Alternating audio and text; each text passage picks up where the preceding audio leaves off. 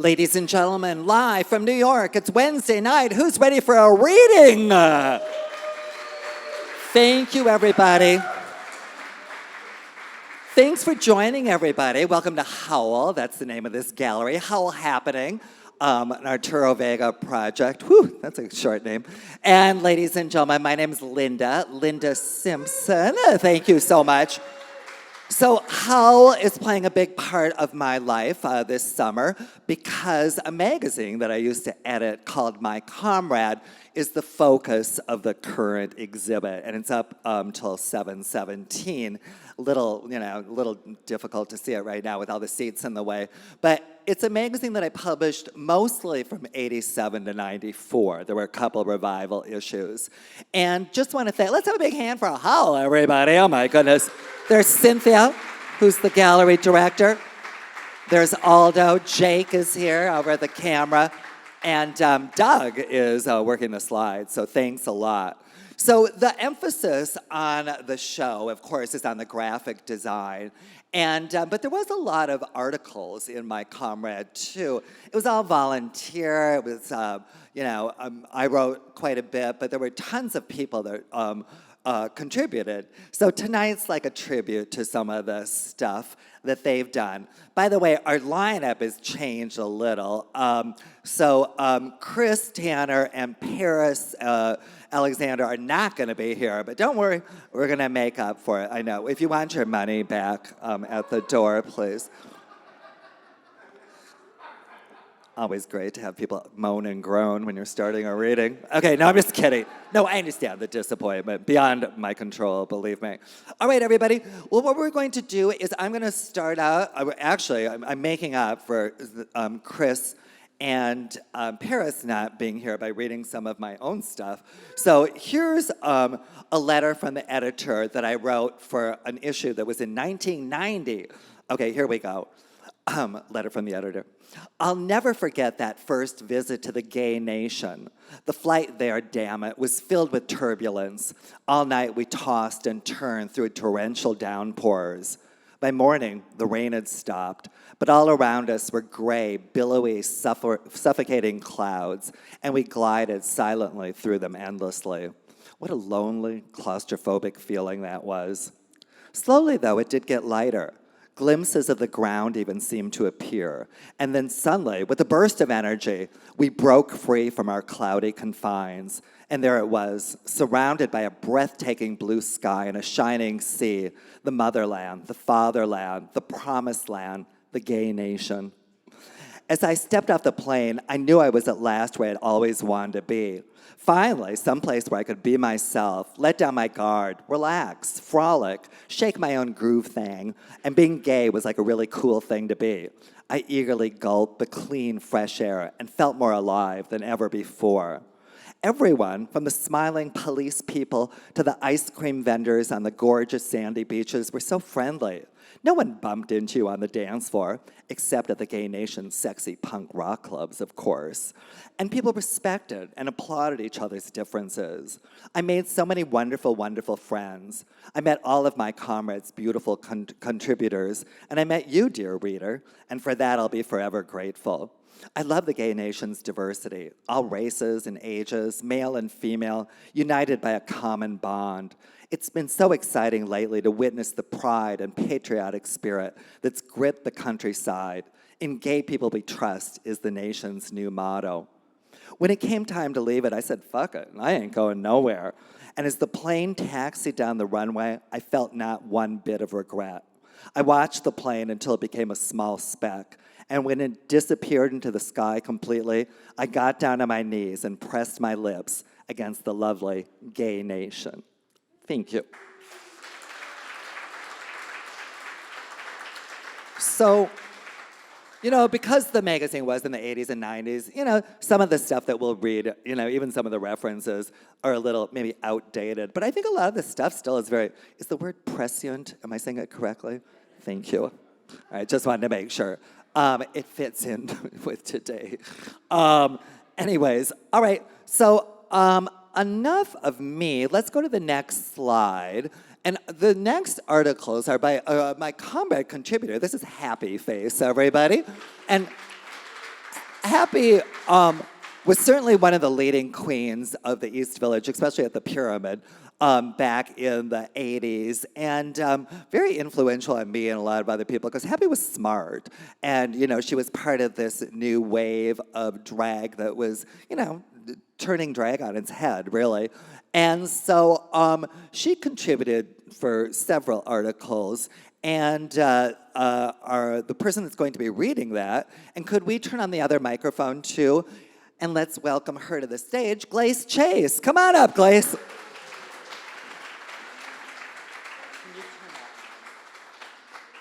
Glace, test it. Test. Yes, thank you so much. Now, Glace and I have been friends for a while. Now, Glace is a performer and a writer, and you were just in Australia because... I was starring in a show that I'd written called Triple X at Sydney Theatre Company. Thank you. And what's the story about? It's about a straight Wall Street banker that has an affair with a trans performer, and then his family finding out the day before he gets married. That sounds sick. It is, Linda. There's one of the best sex scenes in theater history. Yeah. Well, I hope it comes to New York. Glace, my darling, you're going to read up a couple of articles, right? So for the first article, can you show the next image, which is the actual page from the article? I'll let everyone absorb it. And then when Glace goes into the second article, we can go into the second image. You all ready? Yeah, I'm good. Let's do it. In the time it takes you to read this article, heterosexuals will have added 1,242 babies to our overcrowded planet. By Happy Face. I look flawless in my all-natural fiber outfit with the slightest hint of cruelty to animal-free makeup on my face. No, I'm not walking the runways of the Paris collection, just strolling home from the organic food market, carrying pesticide-free vegetables in a reusable cotton net grocery bag. As I pass a Save the Rainforest demonstration outside of Burger King, I realize that I had better rinse out those dolphin-safe tuna cans and bundle up those stacks of old Vogue magazines for that curbside pickup recycling truck coming today. Picture it, late autumn, and I am waiting for the weather to take a chill so that I can premiere my new fabulous faux fur. It must be close to 80 degrees today when normally the temperature this time of year is half that. That's strange. Why, it's even paradoxical, I mused to myself. While being a consciousness-raised, gay, semi-radical, minor cultural icon, social democrat, working to save the environment, I do like these greenhouse gas effects. I mean, here I am doing what one person can do to save the planet, and yet at the same time, I like it 80 degrees in December. And it brought back to me the irony of Earth Day. I don't know if you were at Central Park that day, but it was mind-boggling. For those readers who currently don't reside in the city of New York, it may be hard to imagine 1 million people gathered in one place. Let me assure you it is highly intoxicating and yet horrifying at the same time. This is especially true when a major portion of that multitude are drunken straight young men from Jersey. On that day in the park, it was reported that record amounts of glass bottles were recycled. However, I couldn't help noticing that most of those bottles were the direct result of all those people hanging out on that sweltering day. In other words, that event created a record amount of consumption that normally would not have occurred. It makes too much sense to make sense, huh? Now, it seems to me, beside recycling and conserving our resources, perhaps the best solution is to decrease the use of these resources altogether. And a great way to do that would be to stop populating the planet. But how, you may ask? Well, the answer is right under our noses. These are the gay 90s, right? What if everyone went gay to save the Earth? Eureka! Sex could remain in everyone's lives, but without all that overpopulation. Without all those babies and the tons of disposable diapers that go with them, think of how much landfill will be saved. Do you, my gay and lesbian comrades, realize the contribution that you have all been making all along? Wise up, world, the salvation is gay. Okay. What about leaving a legacy? Children to carry on, the gene pool and the family name? Well, what good is a gene pool if there's no planet left for those precious genes? May I suggest, rather than having children, you leave your legacy through the work of your creative talents. Hey, it was good enough for that drag queen Leonardo da Vinci. I mean, haven't things gone too far already with this surrogate mother business? People are becoming sterile. The planet, the evolution of humankind, is trying to tell us something when women's bodies refuse to reproduce. It makes me as mad as Ed Anger when I see these straight couples on television bemoaning their sterility. This is 1990. People are dying in the streets, and the media is trying to gain sympathy for in vitro fertilization? Sheesh. Fuck it, I fucked that joke up. Sorry, guys. That was really funny to me, and then I fucked it. Anyway, in vitro fertilization. Blah. If you really have an insatiable parental instinct, you can adopt one of the unwanted children from the 1980s and call the Environmental Protection Agency and demand a citation for helping to decrease the depletion of the environment by refusing to reproduce. You'll feel good about yourself. Let these be the true gay 90s. Pass the word to everyone you know. There are enough people already. Don't worry. Go gay.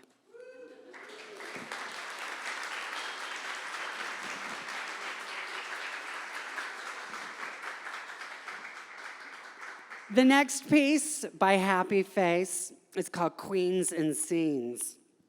Now, since this column is dedicated to high femmes, perhaps I could remind you, my loyal reading public, that you must always be nice to sissies.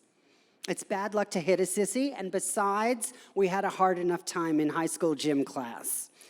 Now, did you know that many of the Native American cultures, that the male members of society who found warrior existence distasteful, were allowed to assume the roles of women in society? Why, they were even allowed, with great honor at that, to marry a big old brave. Actually, Native American families who had one of these half-man, half-woman personages born into their clan was considered blessed, well-omened, lucky, and auspicious. These bardachis, as the French explorers termed them, were highly valued in Native society for their cultural supremacy and spiritual, peaceful nature, as well as their excellent talents in handiwork and crafts. Married, those queens could bead. They also raised children, adoptees of course, cared for the sick, tended to burial sites, acted as godparents, performed special power dances, and were to the American Native shamans what a modern RN is to our doctors. Of course, when Whitey came across the sea, he rounded them all up, burnt them, or fed them to the dogs, thus diminishing the breed of the third gender greatly. Still, many bardachis exist today on American reservations. Wouldn't it be nice if our civilization could revere the mother planet and accept these special people who have no affinity for war as spiritual gifts and cosmic guardians of life?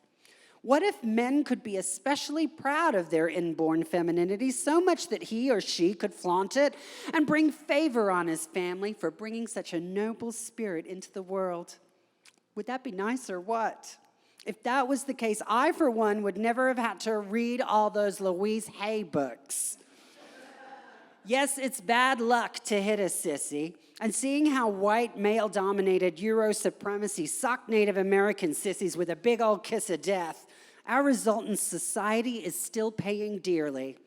The price is a lack of understanding and acceptance for the culturally rich and spiritually strong third gender that nevertheless exists within its own ranks. Well, I've got to get back to my beads. Until next time, be well and blessed be. Your comrade and neo-shaman, Happy Watha.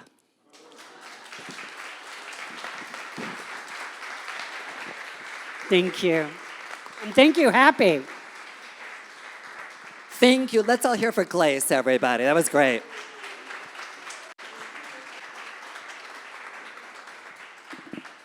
All right, everybody, we're going to go to our next reading. Now, this next article, I swear to God, I don't remember the guy that wrote it. I don't know if I knew him, but I'll explain that when the article comes out. Well, let's go to the article right now, just the slide, that is. I think that, no, not that one. There he is. The Robert Davanzo, if anyone here remembers him, I don't remember him. And this article was never fact-checked or anything like that, so I'm not quite sure if it's all true. But it's an interesting article, and I loved it. I think it was in the very first issue. And it's an interview, and here to help me read it, let's hear for Eileen Dover. Come on up, Eileen. Hello. So the way Robert did this is that he interviewed someone. So I'm going to read the part of Robert, and then Eileen, you'll read the part, of course, the person that's being interviewed. So here's Robert. Somehow, when I think of by the way, the article is called "I Enjoy Being a Girl on 42nd Street" by Robert Davanzo. Somehow, when I think of 42nd Street, it's not in the same manner that David Merrick did, although it is a story of people trying to make it under the bright lights. For decades, Times Square has been a gathering spot for gay people. Here's an exclusive interview with Dolores Knight, a drag queen who works in a peep show along the streets of Sin. Tell us about the jobs that you have had. Well, first I had a job in a factory. The pay was awful. Besides, it's hard for me to hold a straight type job because I can't get my papers changed from male to female. I went into go-go dancing, but I'm not a good dancer. I went into being a call girl, but I met up with a maniac who said he was a cop and tried to kill me. So here I am in the peep show. Do customers know that you have a penis? I tuck. Some of them find out and they even like it more. Others get turned off. It depends on the person. At one place where I worked, the word came down, no more queens, and I had to leave. So like every place else, there is gay discrimination in the sex industry. Yes, but it's a cash business. In most places, as long as you make money, they don't care. Speaking of cash, what kind of split do you have at the house? It's a 60-40 thing to benefit the management. We split our tips 50-50. In this age of AIDS, the non-contact peep show business must be popular. I like the fact that there's a glass partition between me and the customer. Nevertheless, are police raids common? There were arrests at Peepland. There's a lot of tearing the whole block down and moving out to Atlantic City. Look, I know there are a lot of types on 42nd Street who give it a bad name, but why don't they just let me live in peace? I'm not hurting anybody. Our very existence upsets the system. We are revolutionary. That's why they're trying to kill us. You had mentioned to me about a devout Muslim coming into the place. Please tell a bit about that. Oh, honey. This Muslim type in a white skull cap came in one day. You know the type. He was standing on the corner yelling about the evils of the flesh when he came into my booth wanting to get off. I told him to get the hell out. We get all sorts like that. Priests, Hasidism, all kinds of hypocrites. They come in dressed like scarecrows and look at me like I'm weird. Is there a labor union for sex industry workers? Not that I know of. There's a group for TVs and transsexuals called The Gathering. But it's not just for sex workers. In fact, they're rather conservative. Thank you for sharing your thoughts with us.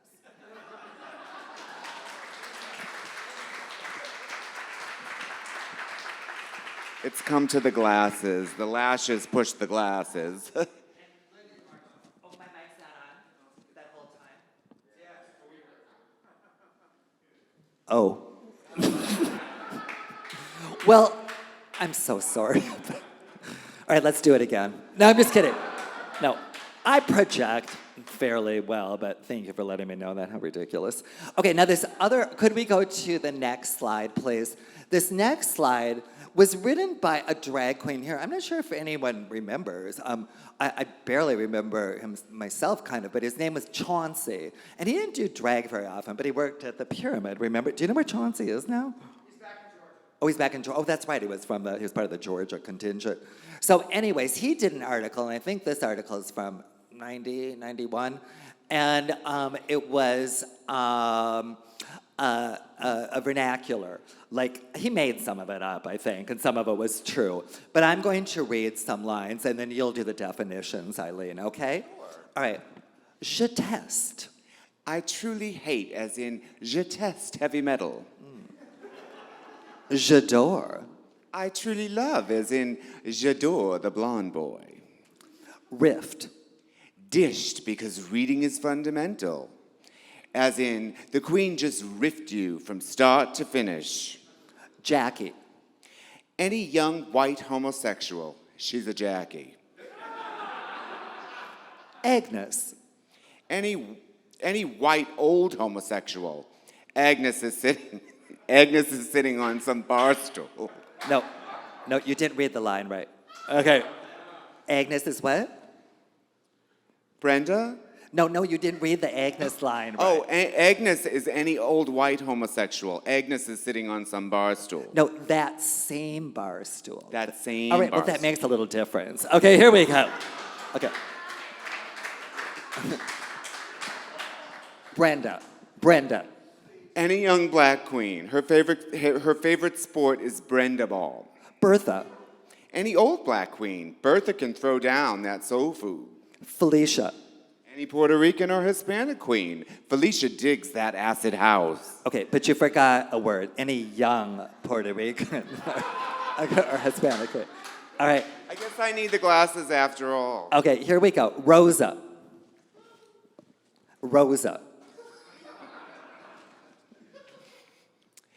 Any older Puerto Rican or Hispanic queen. Rosa likes her salsa spicy. Okay. Brutus. Butch Dyke. Olive. Femme Dyke. Velvet. Dressed really smooth, as in, girl, Dorothy is in velvet tonight. Chaba. Term of affection. Breeze. Gossip. Deep dish. Really juicy gossip. Chaba, have you heard the breeze on Bunny? It's deep dish. Crybaby. Someone who can't keep the dish. Don't share breeze with her, she's a crybaby. Spilled. Getting drunk or otherwise trashed. Coffee break. Sober, on the wagon. I'm on a coffee break. I got spilled last week. Thank you, everybody. Thank you, Eileen. Thanks a lot. And actually, there were quite a few more, but I just selected some of them, but they were really hilarious. Oh, you may go sit down. All right. Thank you. Can you set it down over there? No, not there. It might fall. Okay, thank you. So, Eileen, what's the problem with setting it? Oh, you're right. That's better. Okay, thank you so much. All right, so now we are going to, I'm going to read us, like I said, Chris and Paris were not able to be here. Well, they're not here. So I'm reading an article. And this is from, guess what? The new issue of My Comrade Magazine. Available at the gift shop. Okay, here we go. This is called Amtrak Sucks, okay? And it's by Malcolm Bowery, and the illustration is by Drake Carr. Okay, here we go. Don Lemon was departing Washington, D.C. to New York and about to enter his private Amtrak compartment when he heard a familiar voice calling out from across the aisle. Hey, Don, come join me. He looked over to see Pete Buttigieg in his own private room. Fancy meeting you here, said the handsome CNN newscaster as he took a seat directly across from the swarthy Secretary of Transportation. That was quite an inspiring speech you gave last night at the Lambda Legal Gala, says Don, flashing his pearly white teeth. Are you going to New York for work? Pete nodded. Yeah, I wish I could fly, but I have to take the train for appearance sake. Amtrak is such crap, just like every goddamn bridge and highway in America. God, I hate this shitty job. Don gave a bitter chuckle. Tell me about it. CNN is so cheap, I can't screech. The train jolted forward on its journey, sending Pete flying from his seat and landing awkwardly on top of his new traveling partner. Did you pull the emergency cord? Giggled Pete, who made no effort to move. His hand was resting inches away from Don's crotch, and he reached forward and squeezed the newsman's cock through his khaki pants. Mayor Pete, that is not appropriate, said Don as he squirmed away. Oh, come on, said Pete. If anyone deserves to have some fun, it's you and me. He quickly pulled the compartment's curtains shut, stripped down to his boxer shorts, and stood in front of Don for inspection. Here's the caboose, said Pete, yanking down his waistband to reveal his firm buttocks. And here's the engine. He turned to display his throbbing Maltese 8-inch hard-on. Don's eyes went wide, and his resistance instantly melted away. He dropped down on his knees and squeezed and stroked Pete's boner before wrapping his lips around it entirely. The former leader of South Bend, Indiana, moaned with bestial pleasure and pushed his hand around the back of Don's neck. Oh, man, groaned Pete, that feels so fucking good. As Don's soft, velvety tongue lapped back and forth across his dickhead, Pete inhaled deeply from a bottle of poppers, making his brain sing and body quiver with erotic heat.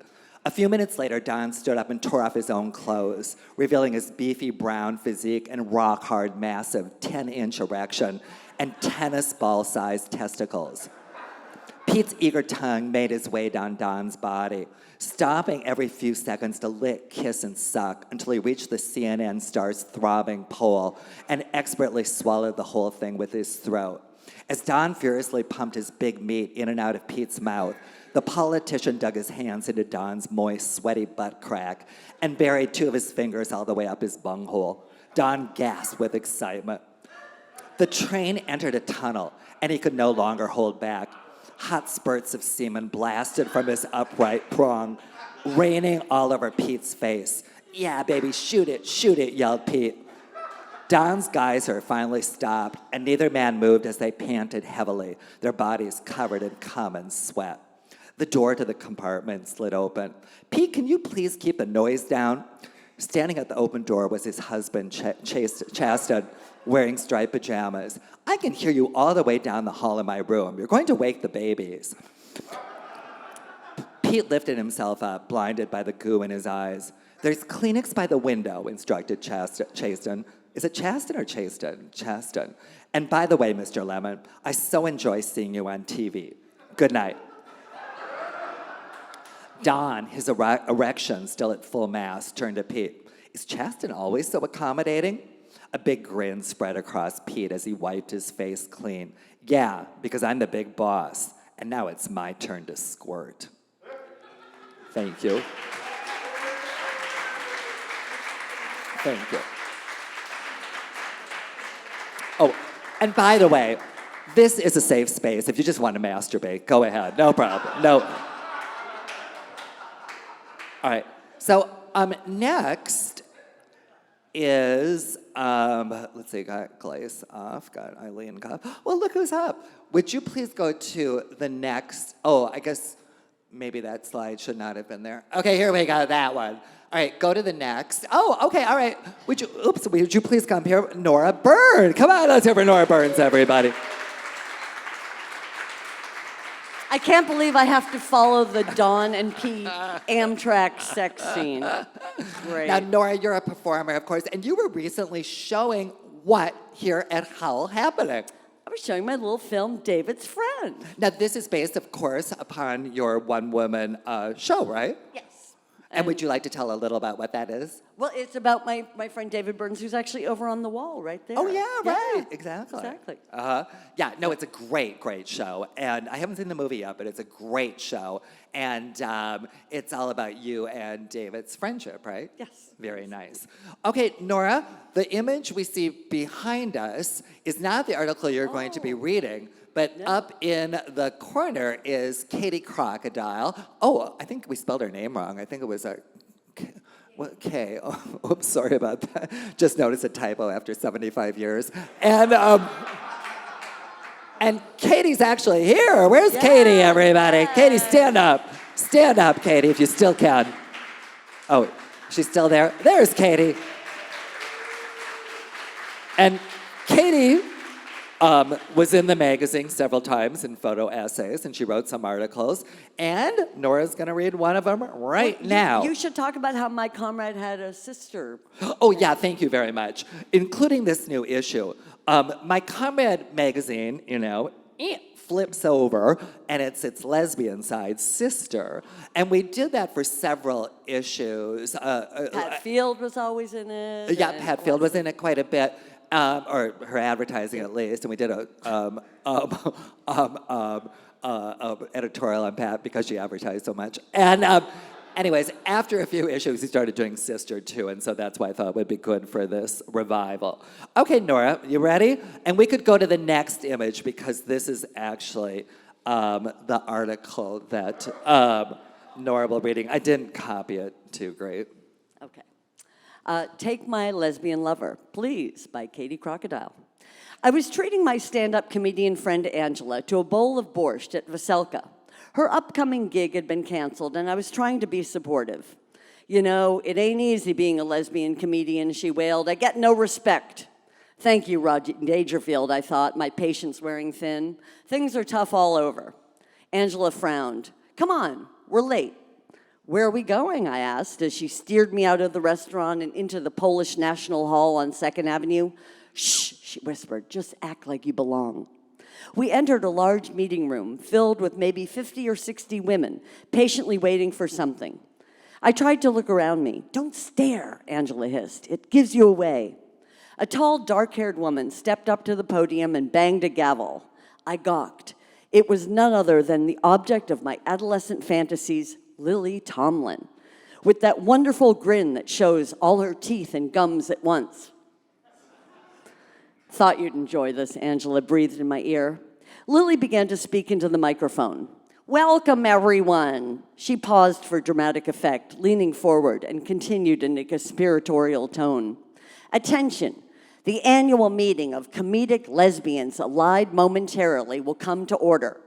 We'll begin our clam meeting with a visit from one of our founding members, a woman who has taught me more about punchlines and liposuction than I ever thought possible, Phyllis Diller. Thanks, Lily. Phyllis had a nasty voice. I want to speak to you about a serious subject, husband bashing, or the beard in my act.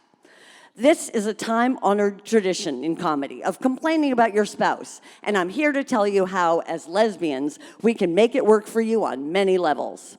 Phyllis continued, occasionally punctuating her talk with short staccato laughs that were extremely grating. I looked around the room and noticed that everyone seemed to take the topic quite seriously. I was particularly thrilled to notice Sandra Bernhardt looking very pale and elegant.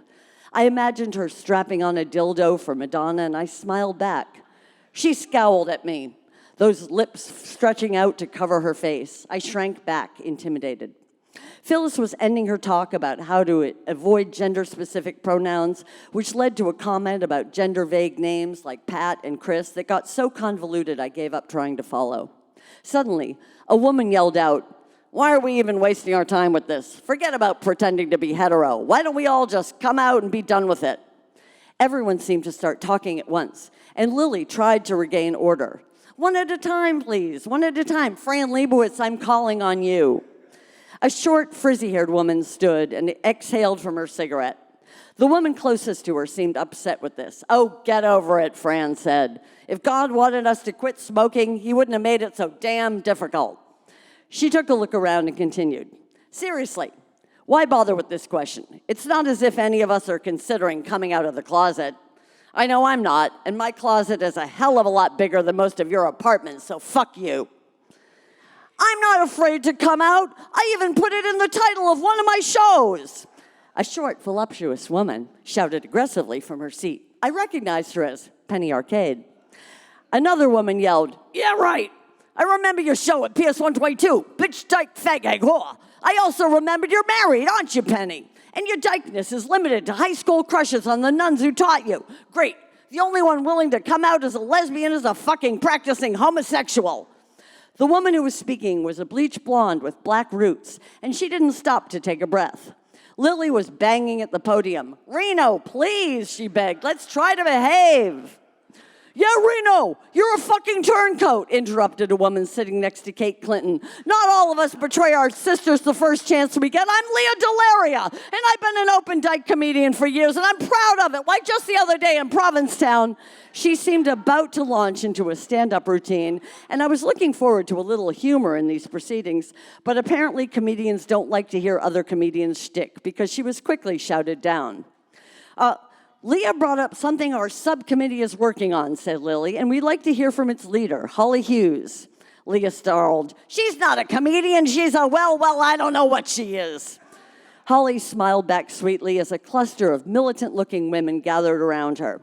"We are the performance artists preventing social misrepresentation everywhere, always righteously." I chuckled at the pap smear acronym, but other audience members glared at me. Maybe it was a clam rule. You never laugh at another member. One of the subcommittee members continued, "We want to bring Reno up on charges." "Oh yeah," Reno yelled. "What for?"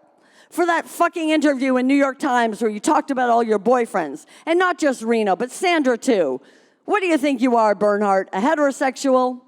Sandra turned around and glared at the woman. "What are you?" she sneered without missing a beat. "The alternative?"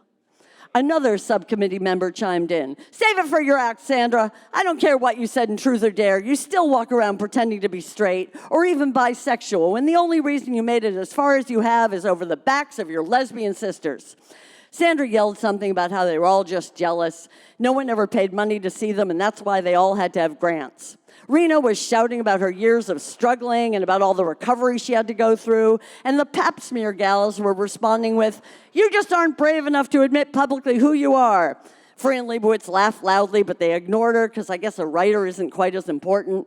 Lily was banging away, and things were pretty much disintegrating when I felt a push on my arm. I looked up to see Angela sitting across from me.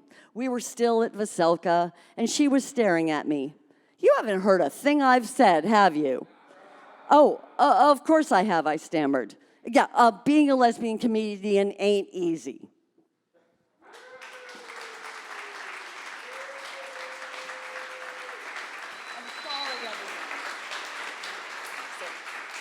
Thank you.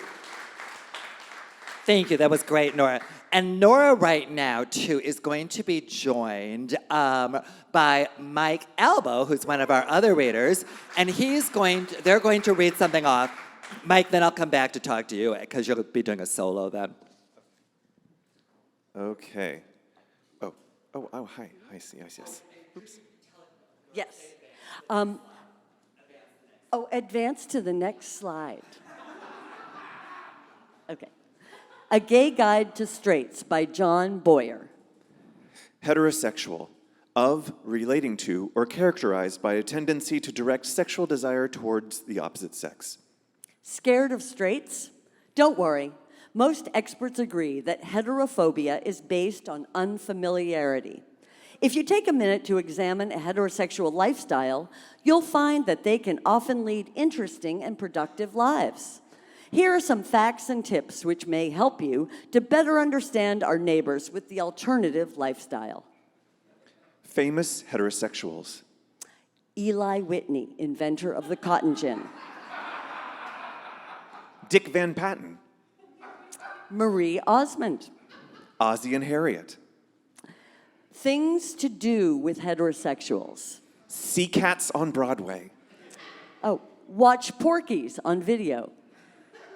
Visit South Street Seaport. Eat at Beefsteak Charlie's. Heterosexual contributions to society. His and hers towels. Mother-in-law jokes. Alimony. Chippendales dancers. Where to find heterosexuals. Comedy clubs. Miss America pageants. Any Banana Republic. Niagara Falls. Things you should not say to a heterosexual. June and Harry, meet my fuck buddy, Pete.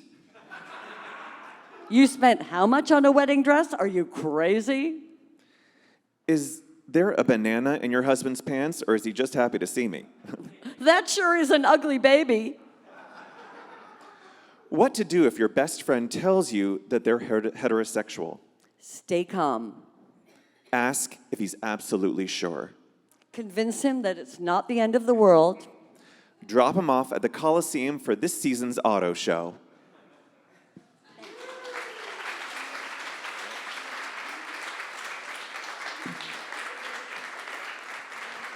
Thank you.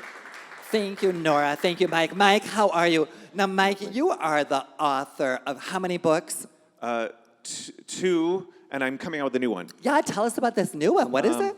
It's coming out in January. It's called Another Dimension of Us. It's about astral projection in teenagers. And astral projection in teenagers? Yeah. Okay. So these kids find a book on astral. You know what astral projection is? Tell me. It's like this like idea that you can leave your body and travel through the astral. Your etheric body can travel through the astral plane. And is this a young adult? It is. Novel? Oh, how fun. Is this your first foray into that type of writing? Yes. Very nice. Terrifying. All right, well, very But exciting. I talked to this editor and I was like, can I say anything? Can I say like talk about blowjobs? And she was like, yeah, say whatever you want. So you're a groomer. Yeah, exactly. That's my life's ambition. All right. And Mike is going to read, well, why don't you tell us about it? Could you go to the next image? This is actually from a revival issue. I think this was from 2004. And Bruce Benderson, who's a great writer in himself, is upstate right now, but he knows all about you reading it, Mike, and he was excited. Especially because we're in the Dazzle Dancers. Oh, yes. Okay, it's called Dumb Isn't Sexy by Bruce Benderson. Leave this town, woman. Leave this town before it's too late. Yes, those were the words spoken by Maria Ospenskaya in The Wolfman. But many years later, they also crackled over the phone in an imitation of Maria by the inimitable Manuel Puig, author of the novel Kiss of the Spider-Woman and one of my closest friends. It was 1979, and Manuel was packing in New York for the tropics. Born in Argentina, he'd come to New York in the early 60s. He'd rented a small, cheap apartment in Queens, found a job as an airline ticket counter during the day, and slaved away at his ambition every night to write a novel. But on the weekends, Manuel would bring his pussy, as he jocularly referred to the organ that both sexes have, into Manhattan, where he combed midtown bars for the man of his dreams, often holding all-night casting sessions in one of the many cheap love hotels that used to dot the area. But in the 70s, Manuel would often explain in the tragic whine of a woman betrayed and recalling Gloria Swanson's plaintive complaint in Sunset Boulevard that people once had faces. And so did he. Manuel had the exquisite features of a young Tyrone Power, but his body wouldn't have won a single glance in today's six-packed gay world of gym bunnies and body fat calculators. As a pre-Stonewall homosexual, he thought of gyms as odoriferous, boring places that were about as inspiring to the gay sensibility as a mechanic's garage, and considered crunches a big waste of time that would be better spent developing conversational charm or a wardrobe that had cachet. However, by the time Manuel had become middle-aged, he found himself faced by the liberal post-Stonewall 70s and the coming of the clone. Faces and charm no longer worked as a lure.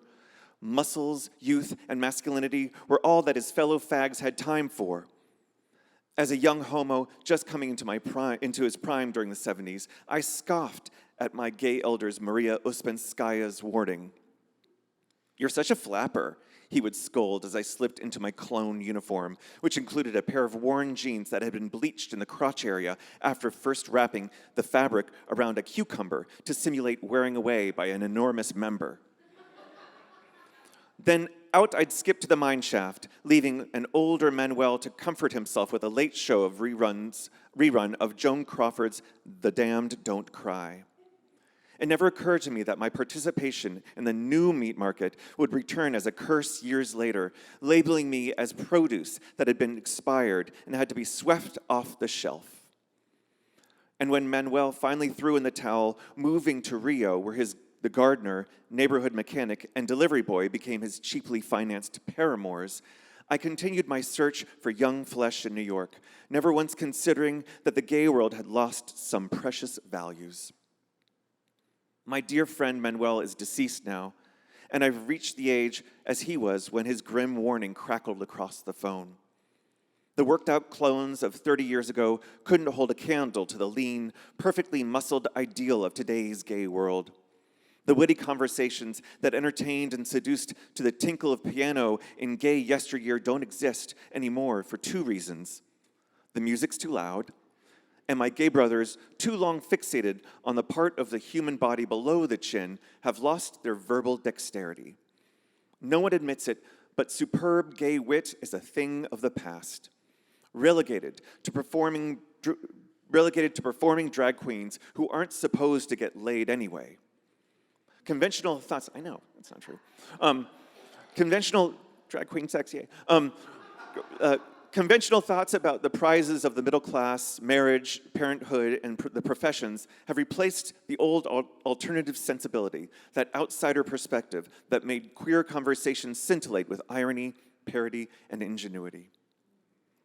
It may amaze the young queers of today, but gorgeous, doe-eyed ingenues of the long-ago past were often thrilled to be romanced by the influential, cultured, besuited gentleman somewhat of past his prime. The male torso was not only the focus of the libido.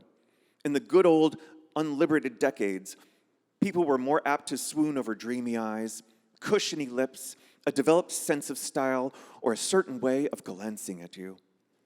The imperfections of the body evaporated into the wash of fantasy romance. As a cock slid between your lips. Clock. I'm a clock queen.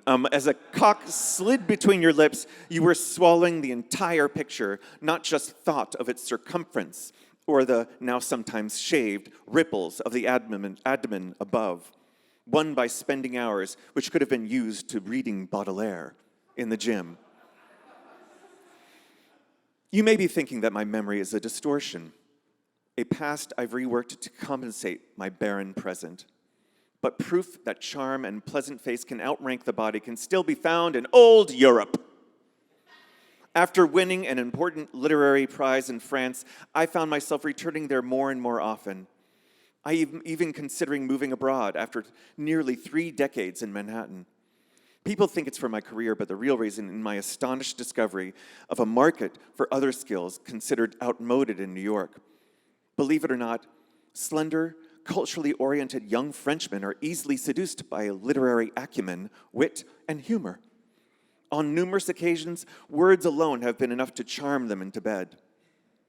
Imagine getting someone in the sack in jaded Manhattan based on your bookish savvy. They'd be more likely to hit you up for your editorial contacts without ever once spreading their legs. But in parts of Europe, the old values sometimes still preside. Sex is a narrative, a short story, or even a novel, not a bodily function. And as your legs entwine, so do your minds, producing a serpentine dance of intellect and body, now reduced to a cheap bump and grind in today's loose sphinctered American gay world. Which is why I ask the question that every fag will ask as the years wear on and the muscles deflate and the pleasures of the body recede. Isn't there one man left in New York who can deal with my mind?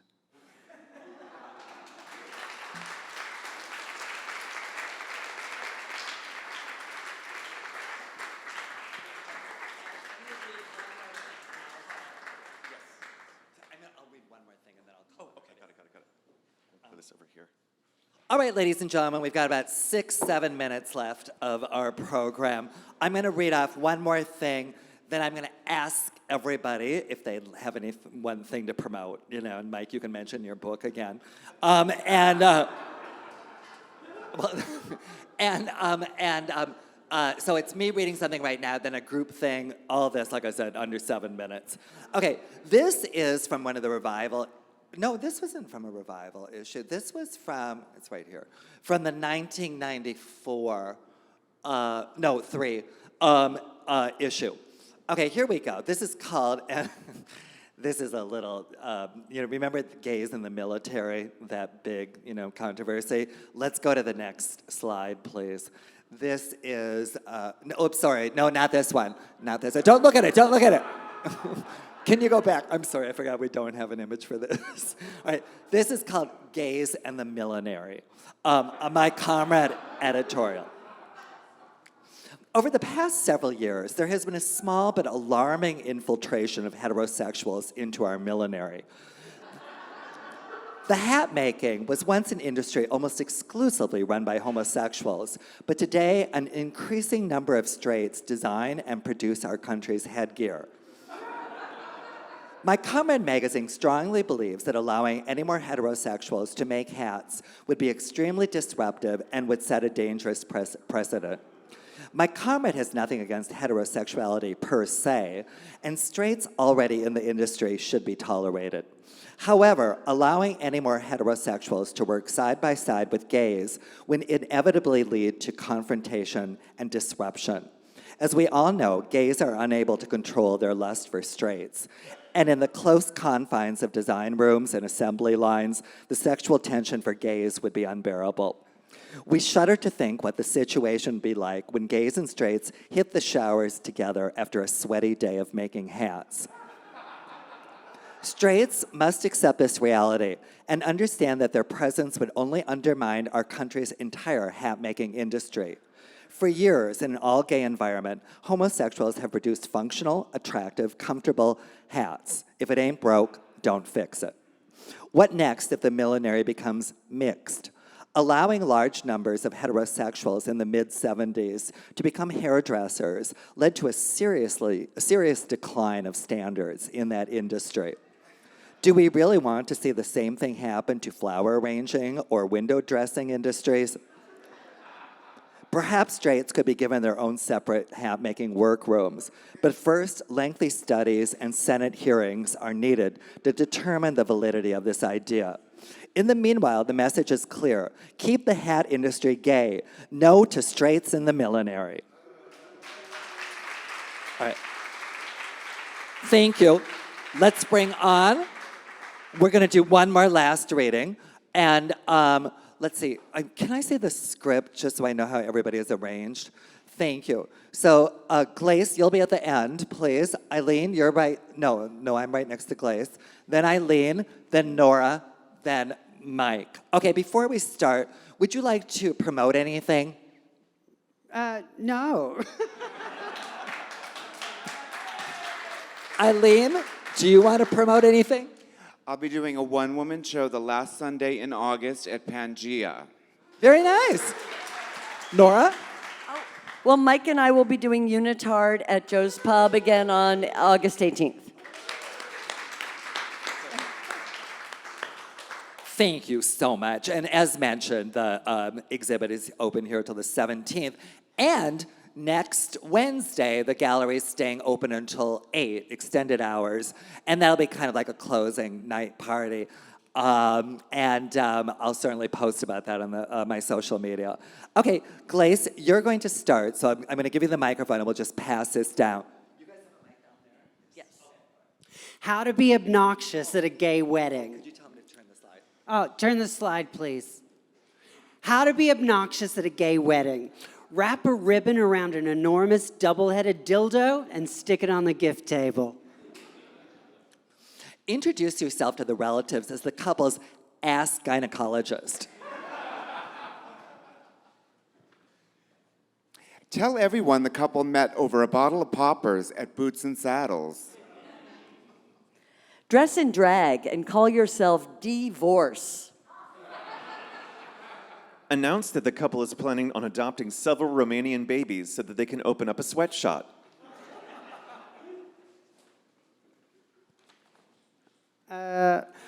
Reveal that you knew the couple when they both used to star in scat films. Console the couple's relatives because they have to bring another fag into the family. During the ceremony, keep muttering under your breath, "Sinners go to hell, sinners go to hell." When the couple kisses, start fondling yourself and panting, "Oh yeah, baby, oh yeah, it's so fucking hot." Thank you. Propose a champagne toast to the couple's combined 14 and a half inches. Tell everyone that the couple is honeymooning in Tijuana because it's always been their fantasy to take part in a live donkey show. In the guest book, write in black magic marker, gay marriage is a step backwards into state-imposed definitions of relationship. Love, Mom and Dad.